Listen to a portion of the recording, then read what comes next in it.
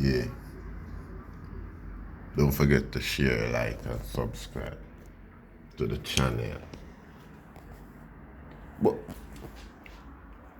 you want them to say, Sister P died. Sister P, the dreadlocks woman who was basically the face of the Windrush movement, the lady who they violated that much that BBC had to go back and do a documentary on her, follow up, take her back to Jamaica where she would have been sent and things like that, and actually saw how things would have panned out for her. She died.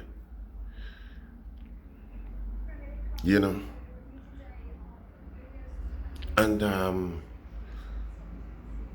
majority of the people who suffered just like she did hasn't even received any compensation for their the brutal disrespect with which the British government treated them. That makes that amplifies the pain of losing her even more. You get me?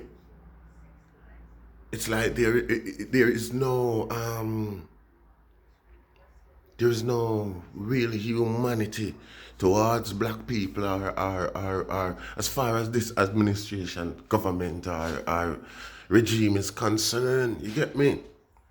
Because that's a shameful, blatant disgrace. There should be public apologies all over on the news and references being made and things like that to that heroic black female. You understand me? Who suffered the psychological, physical, social traumas of the state that her and her parents worked for all these years. Through invitation by the state. You get me? And it seems like Shamaima Begum is gonna come back to the UK, which is not a problem to me or anybody that I know, because she's a British citizen anyway. British is just trying to dump their rubbish on other people, while if somebody leave from another country and come here at the age of 1, 2, 3 and get themselves on the wrong side of the law, they'll be deported back to wherever they brought from anyway. I mean, an adult that came here as a child will be deported back to a country that they don't know. So I couldn't see the justification in them not wanting to take back Shabba. I'm a British terrorist whose intent was to, the story. You get me? But the fact point is, she's gonna come back, get compensation for what they did to her, and recognition because, she's not black, really. You get me? And Asians are the tools, the tools in the system. It's not a doubt about that. Especially the bloodlines from the ones who Idi Amin kicked out of Uganda. They are mainly, a lot of them are mainly the ones in the the civil services and things like that, local authorities, and they are staunch racists. Trust me. That's a subject for another day. But again, they are gonna be compensated and show more value than the Windrush people. Long live Sister P. Sister P always be remembered, man, and your legacy cherished. You get what I'm saying?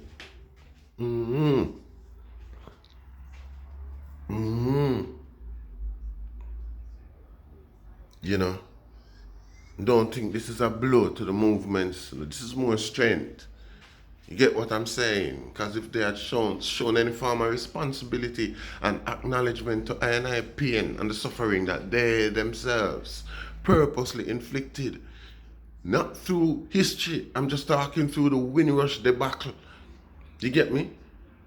If there was any form of moral concern for the black man, they would have made good. They would have attempted to make good rather than telling the people them to prove without a doubt that they were affected. You understand me? We are all affected.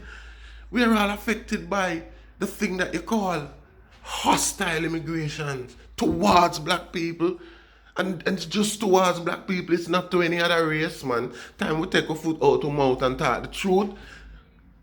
And that's the thing about Britain. Britain is subtle with its racism. And they'll deny it in your face that that's not what they're doing and act stupid like they don't know that this is what they're doing. Way up unto the point where you can't bear it no more. Like, no, here I'm showing emotions type of thing. That's the way how they act. They purposely, psychologically boil you up and push you. And then say you're acting like you're acting violent. That's the British way. Blame you for everything and take responsibility for nothing. That's the British way. Especially the politicians and the elites. They are responsible for nothing that happened except the good things. You get me? Hostile immigration environment only to black immigrants. Yet you are not being racist. The black immigrants have to pay like almost upwards of £2,000 for a visa renewal. You get me? While a white immigrant pay £58. And no, it's not racist. It's just because they are white. You understand me? Hostile immigration policy to British people that were basically born here, that was invited here. Your hostile immigration policy murdered Sister P. Yeah?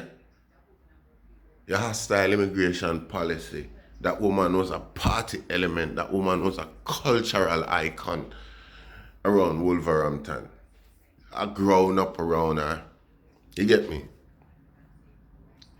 Your hostile environment deprive us of a stalwart of our community. You understand me? And run with that, but we'll never forget. You get me? Yeah. Because we have sit by and watch it destroy the black cultural scene, the black entertainment scene across Britain. There is no entertainment for us, no clubs, no environment, no nothing. We have to go intertwine with other people's culture if we need to listen to music or something like that. This is basically predominantly how Britain is running today. And it has been so since about 2010, coming up till now. You understand me? Purposely done as another aspect of your hostile environment. But again, we'll, you know, I mean, to this government, we are nobody. We are of no consequence. We are, and it's blatant. Long live Sister P. See, rest in eternal paradise. See, know that your memories will be cherished. You get me? Yeah, and your legacy broaden. Because we're not gonna let this Windrush thing go.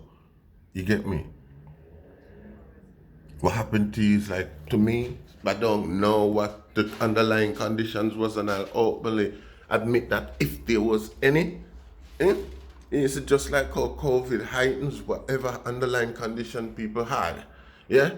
That's what a hostile environment did as well to everybody, to most of the people that I know. And you see, you know the science of medicine, you know the science of psychology, you know very well everything that you're doing to us.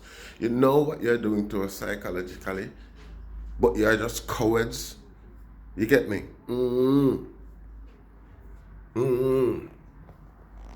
David blood, man. You get me? That's what the envy is for. True Israel.